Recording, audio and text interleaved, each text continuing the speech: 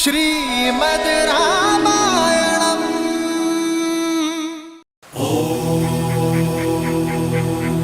शांति शांति शांति। लक्ष्मण, भरत, शत्रुघ्न, उठो। ज्योतिर्गमय विद्युमामृतं गमय। ओम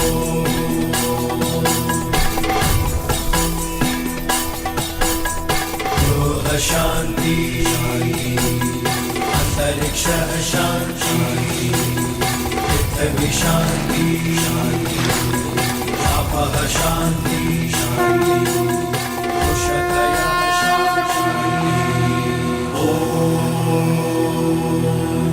शांति शांति शांति।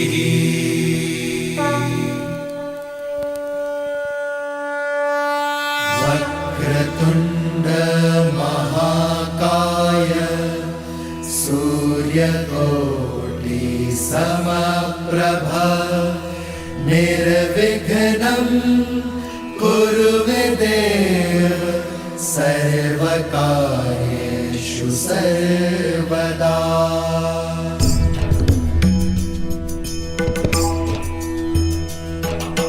वक्रतुंड महाकाय सूर्यकोटि समप्रभ निर्विघ्नं कुरु मे देव सर्वकार्येषु सर्वदा सर्वकार्येषु सर्वदा। श्री गणपते नमः। श्री गणपते नमः। क्या कोई शिष्य मुझे बता सकता है हर शुभ कार्य के प्रारंभ में गणेश वंदना क्यों की जाती है? क्योंकि गणेश प्रथम पूज्य है। परंतु वो विद्यापति भी तो हैं। क्योंकि गणेश जी को माता पार्वती से अष्ट सिद्धि और नव निधि मिली है। उत्तर अच्छा है पुत्र, परंतु पूर्ण नहीं है। राम, तुम्हें क्या लगता है? गुरुदेव, श्री गणेश केवल देवता नहीं है, उनका रूप अपने आप में ही एक पाठ है। कैसे विद्या अर्जित की जाए और सहेजी जाए। उनके बड़े बड़े कान प्रतीक है कि गुरु की कही छोटी से छोटी बात भी ध्यान से कान लगाकर सुननी चाहिए। इनकी लंबी नाक जिज्ञासा और उत्सुकता को दिखलाती है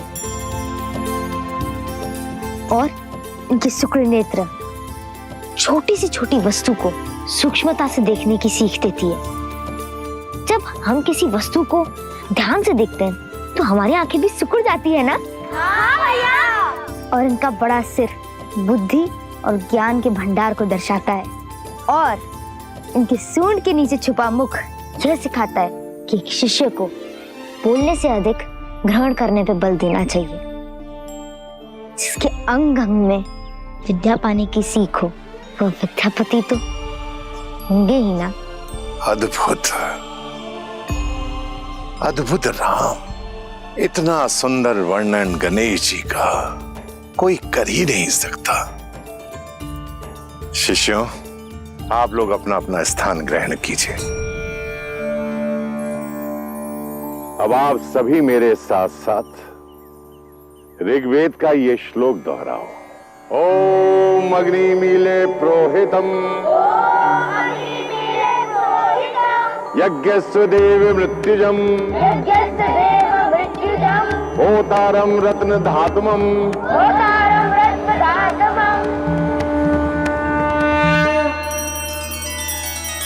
श्री रामचंद्र कृपालु भजुमन हरण भव भय दारुणम।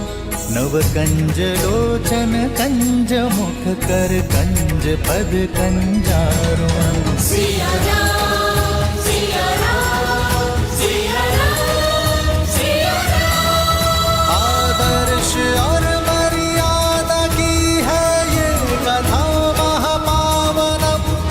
काट मद श्री से मिला ले श्रीमद् रामायणम। श्रीमद् रामायणम।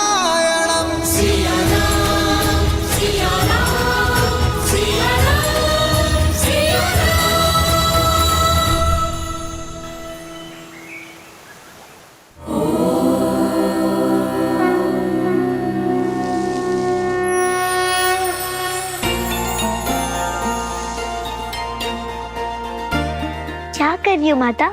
स्वास्तिक बना रही हूँ सीता। इसे क्यों बनाते हैं? स्वास्ति से बनता है स्वास्तिक शब्द, अर्थात सब शुभ हो। ये केंद्र बिंदु से 4 रेखाएं खींचते हैं जो 4 पुरुषार्थों के सूचक हैं।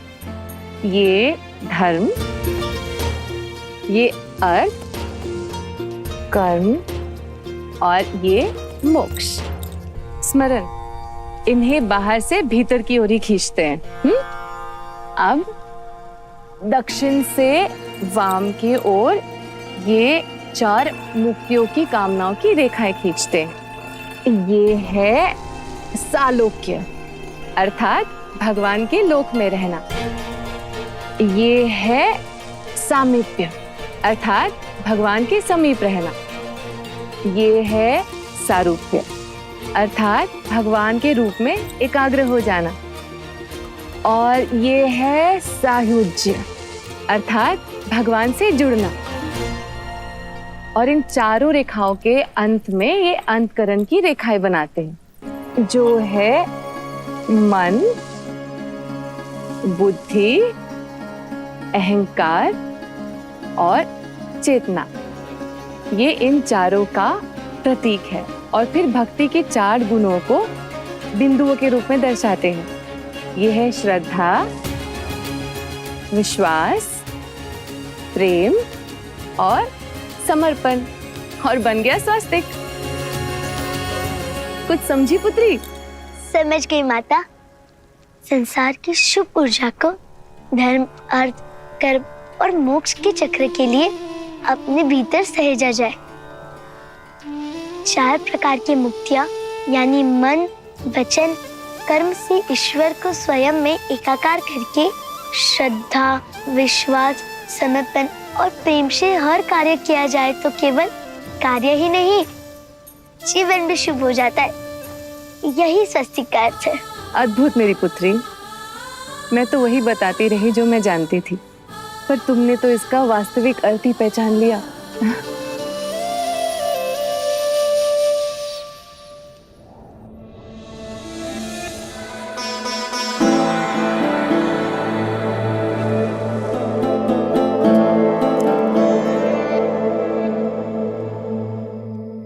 सोए नहीं महाराज?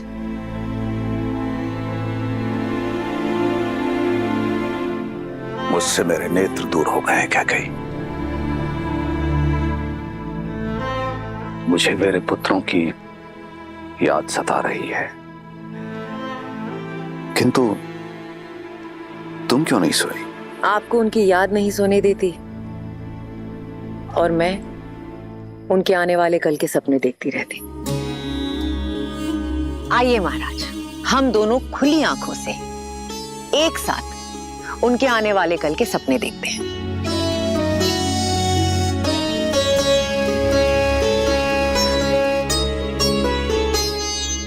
मुझे तो हर पल राम की चिंता है। समझ नहीं पा रहा हूं कि एक पिता होकर मैं अपने पुत्रों के लिए इतना चिंतित हूं, किंतु एक मां होकर तुम। जो आपके लिए चिंता है वही मेरे लिए मेरा संतोष है, मेरी सहजता है कि मेरा राम वहां है अपने भाइयों के साथ। इससे अधिक एक माता को क्या चाहिए?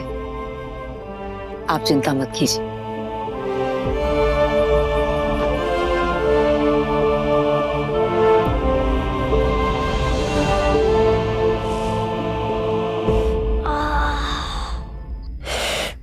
कितने थक गए ना लक्ष्मण भैया आज। व्यायाम, शस्त्र शिक्षा, बस इतने से मैं थक गए शत्रुघ्न। हाँ, बहुत पीड़ा हो रही है भैया।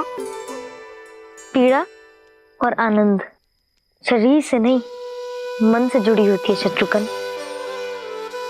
मन को पीड़ा से परे कर लो, पीड़ा होनी बंद हो जाती है।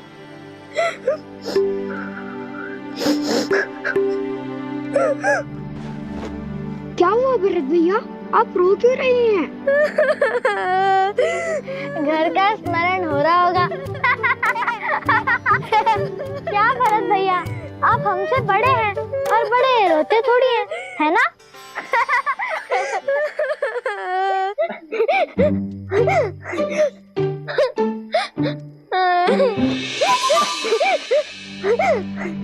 क्या हुआ राम भैया? मुझे भी घर का स्मरण हो रहा है। मुझे पिताश्री के पास जाना है। मुझे काई माँ के हाथ का भोजन खाना है। तुम्हें और शत्रुघ्न को घर का स्मरण नहीं हो रहा क्या?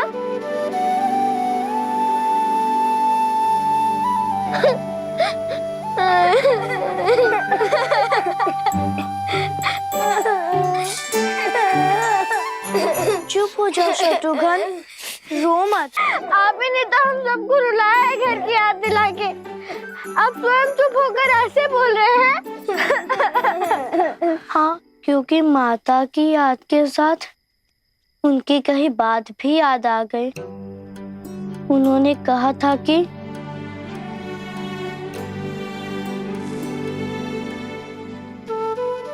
उनकी अनुपस्थिति में राम भैया हमारे माता और पिता होंगे। यहाँ आश्रम में भी, महल में भी और सारे संसार में भी, है ना भैया?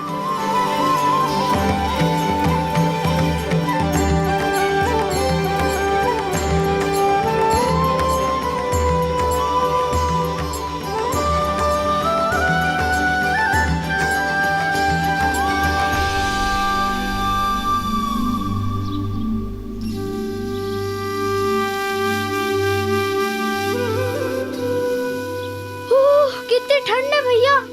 इस समय तो हम लोग अयोध्या में मीठी मीठी सी नींद ले रहे होते। कहाँ वो नर्म सैया, कहाँ ये शीतल जल। इस समय कौन नदी में कूदेगा? मुझे तो बहुत ठंड लग रही है। मैंने कहा था ना, सब मन में। अब अपने मन से ये भय निकालो और मेरा हाथ पकड़ के कूद जाओ। एक बार पानी में भीग जाओगे ना तो ये शीतल जल भी अच्छा लगने लगेगा। मैं आपका हाथ पकड़ूंगा भैया। क्यों? हाथ पकड़ के आप उनमें साहस भर देंगे? उन्हें क्या डर लगता है? सच में लक्ष्मण, जल से भय तो लगता है मुझे। अगर भरत हाथ पकड़ेगा तो थोड़ा साहस बढ़ जाएगा। मेरा हाथ पकड़ो भरत।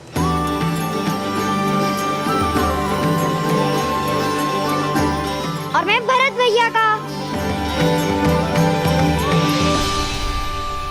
भैया, ढोंग कर रहे हो ना? कल भी आप रोने का अभिनय कर रहे थे ताकि भरत भैया को बुरा ना लगे। यदि मैं अभिनय कर रहा था तो तुम क्यों रोए? मुझे बुरा ना लगे इसीलिए?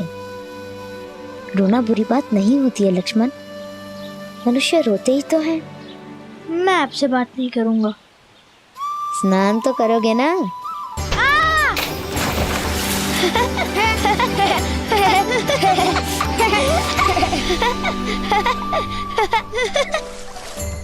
जी भैया।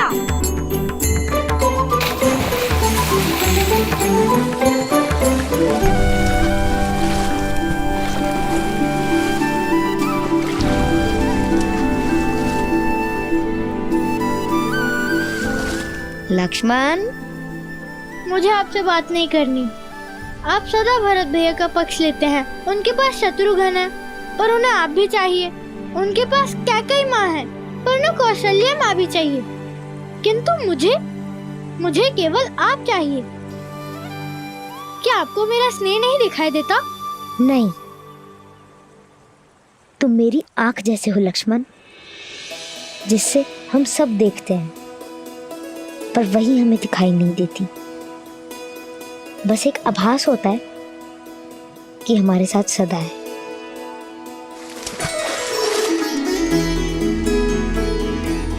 मेरे बुद्धू भाई, मैं भरत का साथ इसलिए देता हूँ क्योंकि उसको मेरी आवश्यकता है, पर तुम मेरी आवश्यकता हो। एक तुम ही तो हो जो मेरे बिना समझाए मेरी हर बात, हर भाव समझ लेते हो।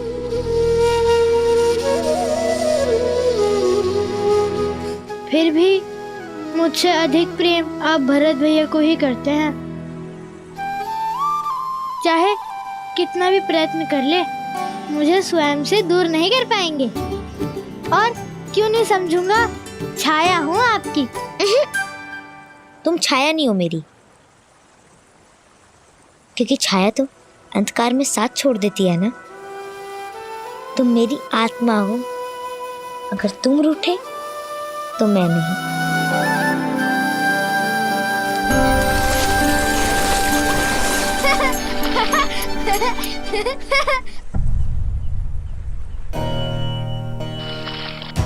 राम भैया, राम भैया, राम भैया, राम भैया, राम भैया, राम भैया।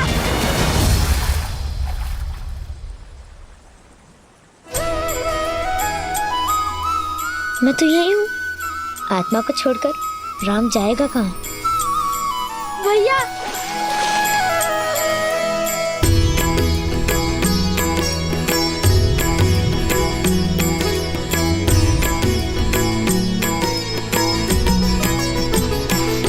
ओ नर नारायण सरी से सुभ्राता, जगपालक विशेषी जन त्राता।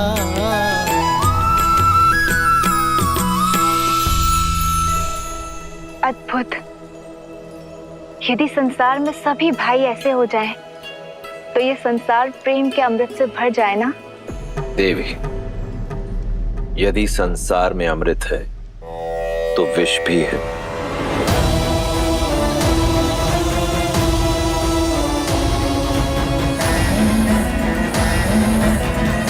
प्रकाश है तो अंधकार भी।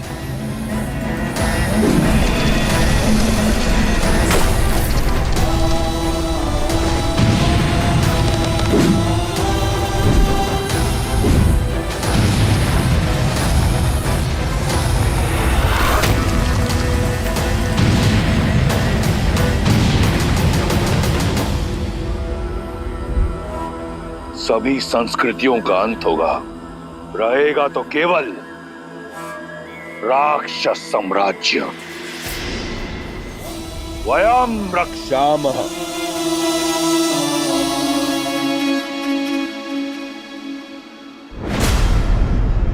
कुंभकर्ण,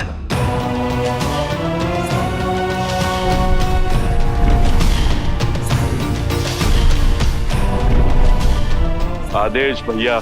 जागते हुए तुम अमर हो और अजय भी। तो जाओ, अपने अजेता से बनाओ अपने भाई को विजेता। जो आदेश भैया।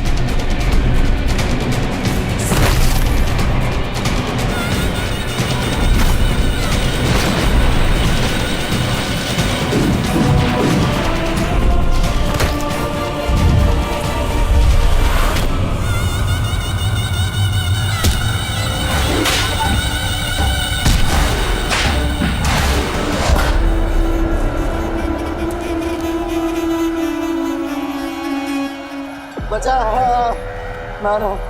कैसा लग रहा है ऋषिवर? बचा।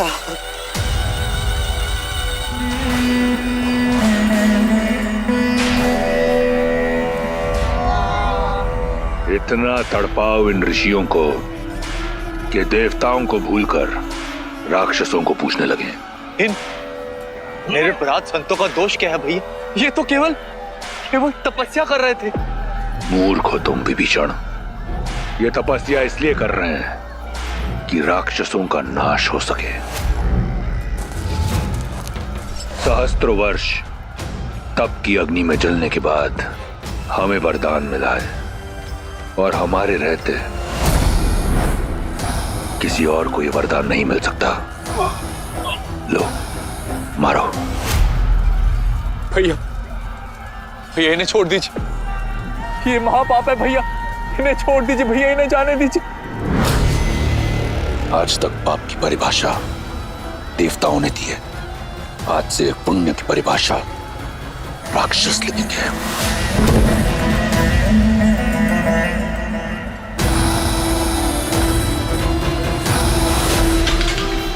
उठो विभीषण, मैं जानता हूं कि तुम मुझसे बहुत प्रेम करते हो और मैं भी तुम्हें एक भाई की तरह नहीं, एक पुत्र की तरह चाहता हूं। इसलिए तुम्हें यहां लेकर आया हूं ताकि तुम देख सको, समझ सको कि राक्षस संस्कृति है क्या, और कुछ ऐसा करो कि रावण को भी विभीषण पर गौरव हो।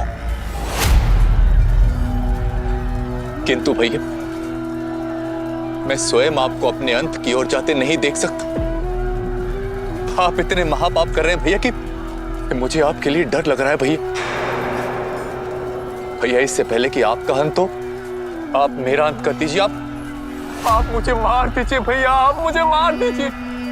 मूर्ख हो तुम विभीषण। कौन मार सकता है तुम्हारे भाई को? न देवता, न असुर, न राक्षस, न यक्ष, न गंधर्व, न किन्नर, न पशु, न पक्षी, न नाग, न कीट, न भूत, न पिशाच, न विताल, नर।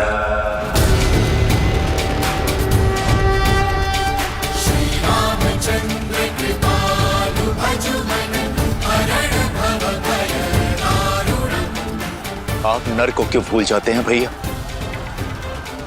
मानव आपके वरदान में सम्मिलित नहीं है। विभीषण, मानव जैसा तुच्छ प्राणी तुम्हारे भाई का कुछ नहीं बिगाड़ सकता।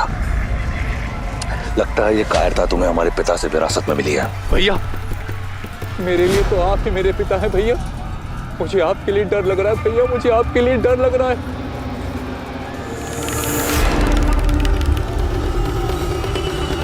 तुम्हें मेरे लिए डरने की आवश्यकता नहीं। कुछ नहीं होगा तुम्हारे भाई को, और तुम्हारे इस डर को काटने का मार्ग ढूंढ लिया है मैंने।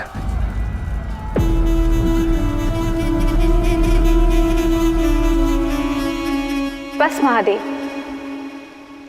मुझे श्री राम के पास ले चलिए। जैसी देवी की आज्ञा। नर रूप में नारायण गुरु वशिष्ठ के आश्रम में भविष्य में आने वाली चुनौतियों का सामना करने के लिए प्रशिक्षित हो रहे थे।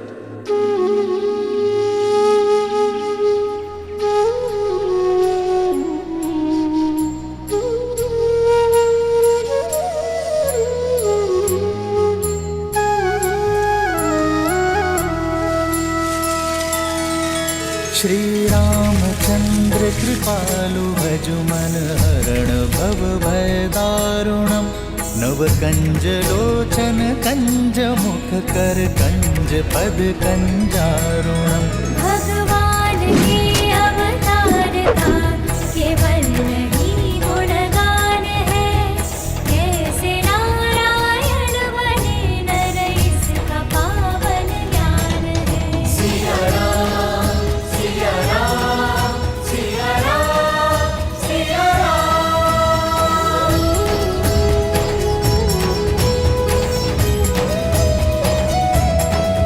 सिया राम, सिया राम, सिया राम, सिया राम।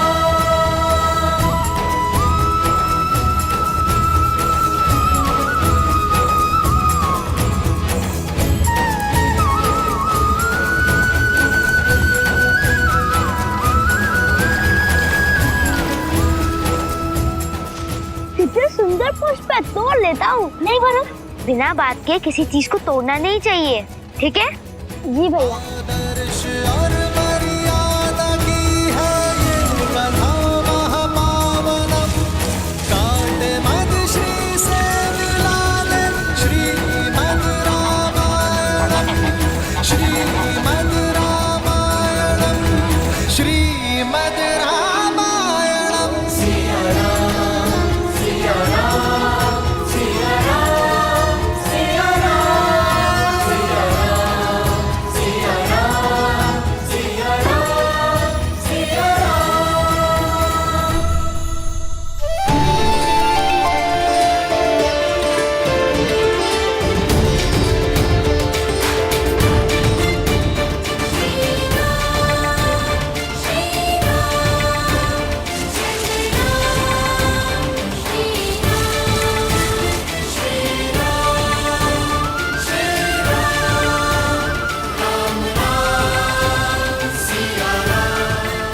ये सभी पौधे देख रहे हो? ये सभी पौधे अश्वगंधा के पौधे हैं, जिन्हें युगों युगों से वैद्य औषधि बनाने में उपयोग करते हुए आए हैं। देखो इन्हें।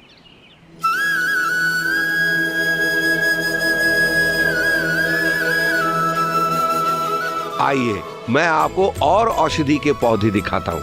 आइए।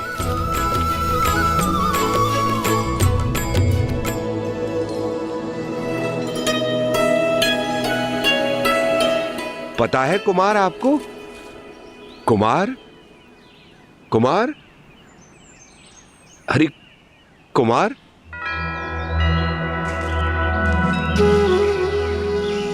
उनमें भी जीवन है आचार्य। यह अपनी मार्ग चली जाए, फिर हम चलते हैं।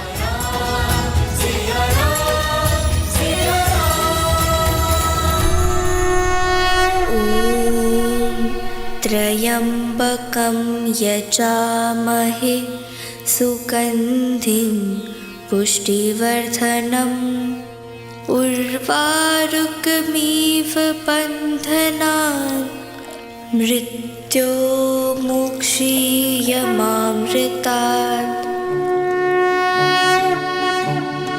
नमः शिवाय, नमः शिवाय, नमः शिवाय, नमः शिवाय। नागेन्द्रहाराय त्रिलोचनाय भस्माङ्गरागाय महेश्वराय नित्याय शुद्धाय दिगम्बराय तस्मै नकाराय नमः शिवाय।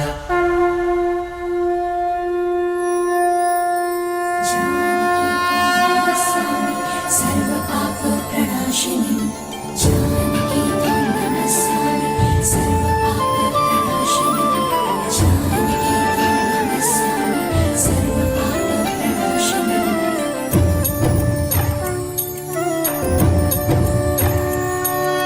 जनक दुलारी राम प्रिय राम काज हित जन मिलिए।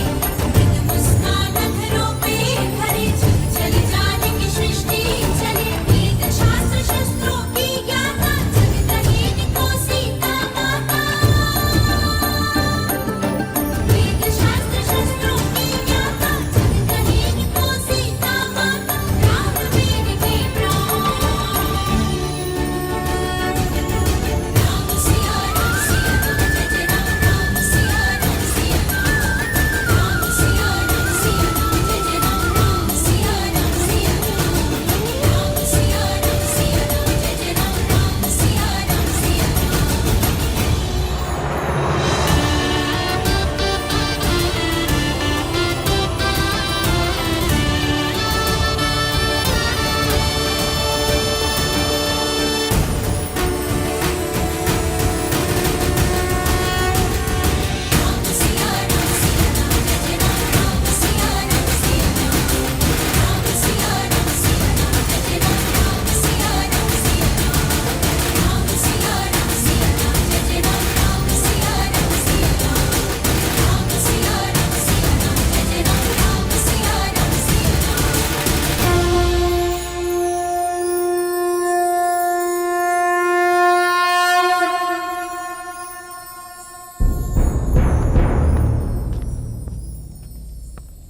राजन, देवी गार्गी पधारी है।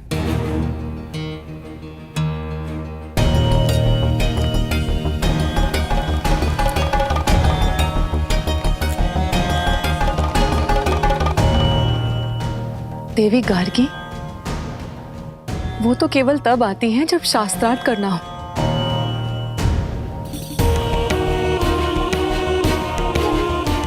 और इस समय मिथिला में ऐसा कोई विद्वान नहीं जो उनके समक्ष खड़ा होने का साहस कर सके। यदि चुनौती ना मिली तो ज्ञान का केंद्र होने का मिथिला की प्रतिष्ठा माटी में मिल जाएगी। आर्य,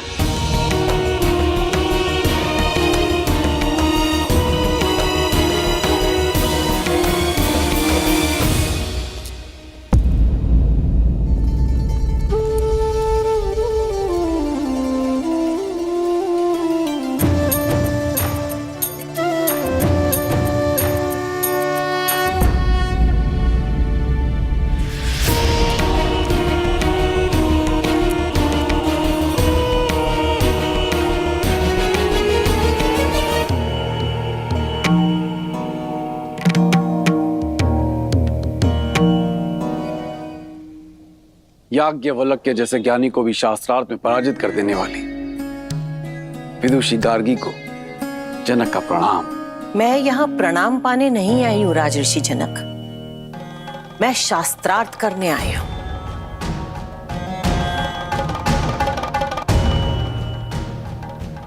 क्या हुआ? क्या यहाँ ऐसा कोई नहीं है जो मेरी चुनौती स्वीकार कर सके? मिथिला में कोई ज्ञानी नहीं बचा जो मुझे चुनौती दे सके। क्या ये शिव धनुष ही यहाँ के आकर्षण का केंद्र बनकर रह गया है राजन? पिताश्री की आज्ञा हो तो मैं माता गार्गी से चर्चा करना चाहूंगी।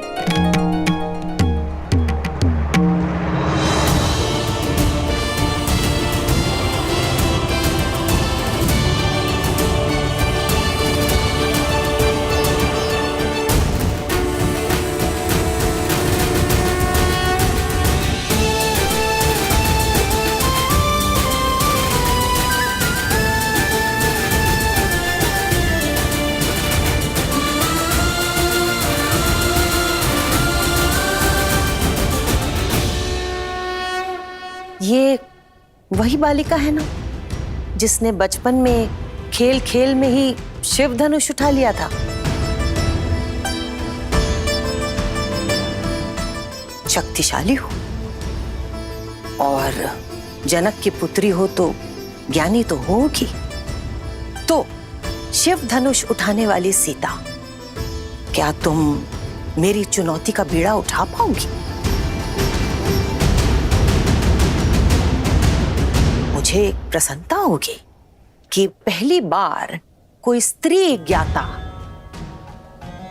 मेरे साथ शास्त्रार्थ करेगी, क्योंकि अब तक तो केवल पुरुष ही पराजय का स्वाद चखते आ रहे हैं।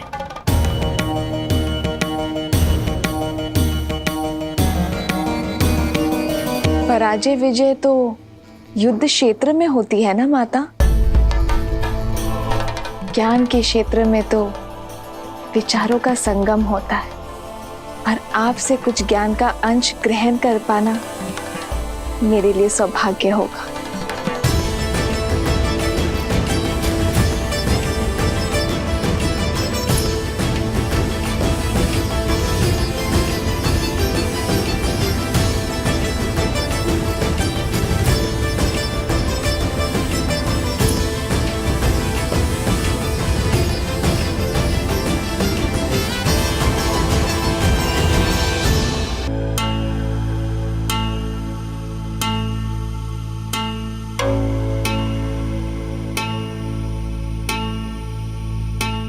ये पुष्पहार पहन लो सीता। एक ज्ञानी का ये लक्षण होता है कि वो शांत होता है, धीरज धरता है। इस शास्त्रार्थ में जो भी हारने लगेगा उसका धीरज छूटने लगेगा और वो क्रोधित हो जाएगा।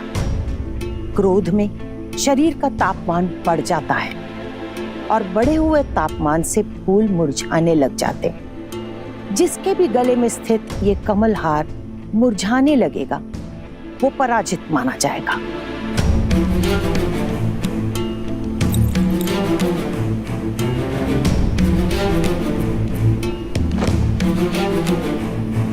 जो आज्ञा माता, परंतु मेरा ध्यान तो केवल आपसे अर्जित ज्ञान पुष्प पर ही रहेगा।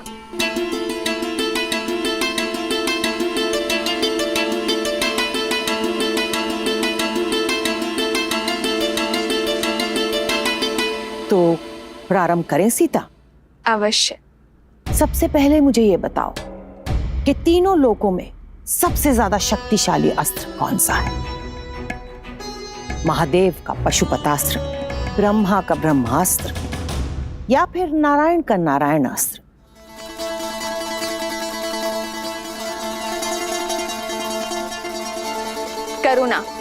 करुणास्त्र से बड़ा कोई अस्त्र नहीं है माता। करुणा का अस्त्र, ये कौन सा अस्त्र होता है सीता? हम अस्त्र क्यों बनाते हैं माता? सब पर विजय पाने के लिए ना।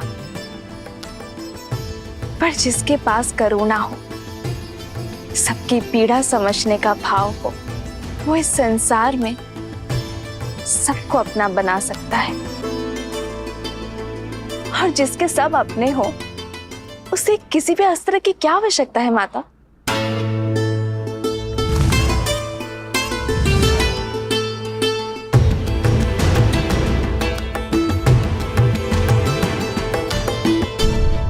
अच्छा, अब मुझे ये बताओ कि सबसे ज्यादा महत्वपूर्ण समय कौन सा होता है और सबसे ज्यादा महत्वपूर्ण व्यक्ति कौन होता है? सबसे महत्वपूर्ण समय है वर्तमान, ये पल, ये घड़ी, क्योंकि जो बीत गया वो लौटेगा नहीं, और जो समय आया ही नहीं उस विषय में क्या कहा जा सकता है।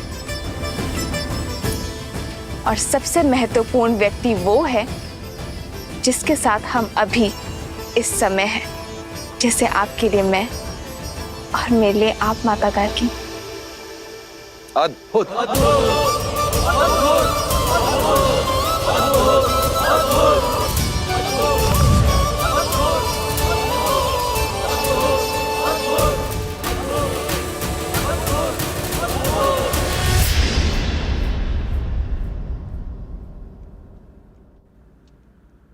प्रकाश से भी ज्यादा अधिक वेग किसका है? मन का, जो पल भर में तीनों लोगों के पार जा सकता है।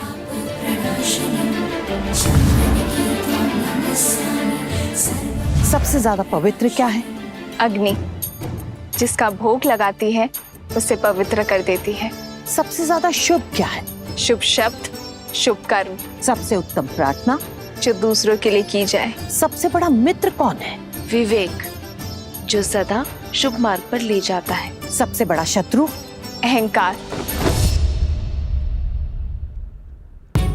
सबसे ज्यादा सुंदर आभूषण कौन सा है? विनम्रता। सबसे बड़ा पराक्रम? त्याग। सबसे बड़ी विजय? स्वयं पर।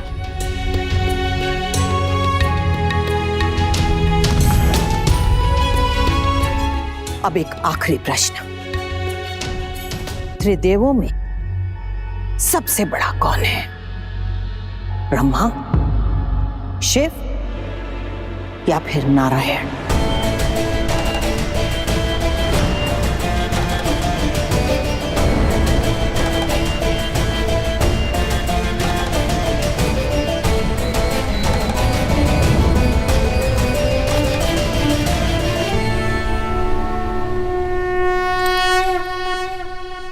नर।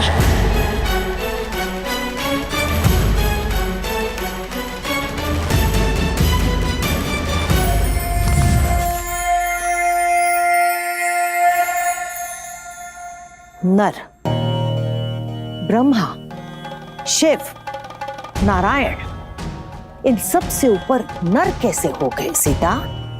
जिस नर में करुणा हो वो नर ब्रह्म समान है, क्योंकि करुणा से ही तो हर शुभ वस्तु उत्पन्न होती है ना माता। जिसमें त्याग हो वो शिव जैसा है, और मर्यादा उसे नारायण जैसा संतुलन स्थापित करने की शक्ति देता है। तो जिस नर में ये तीनों गुण हो वो नर त्रिदेव जैसा महान बन सकता है देवी।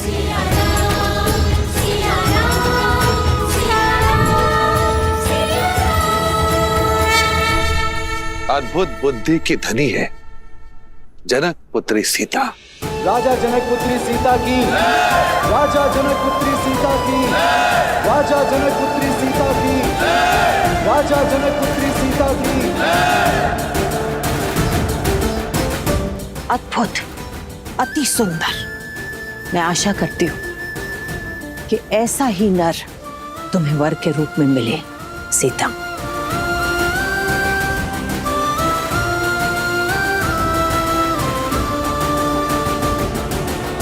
मैं यहाँ शास्त्रार्थ करने के लिए तो आती रही हूँ राजा जनक, पर इस बार शास्त्रों का और जीवन का जो ये नया रूप मुझे सीता ने समझाया है, मैं इससे बहुत प्रभावित हुई हूं।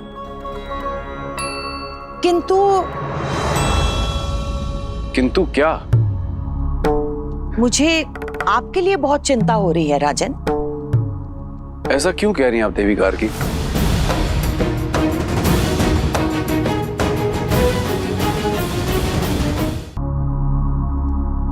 आप अपनी इस विलक्षण और ज्ञानवती पुत्री की तरह ही योग्य वर ढूंढ पाएंगे?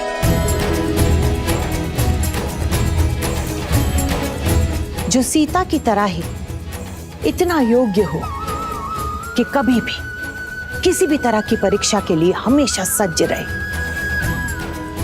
जो वीर तो हो परंतु उसके अंदर करुणास्त्र हो, जिसके मन में मर्यादा हो और कर्म में आदर्श। आपकी इस लक्ष्मी जैसी पुत्री के लिए नर में नारायण हो।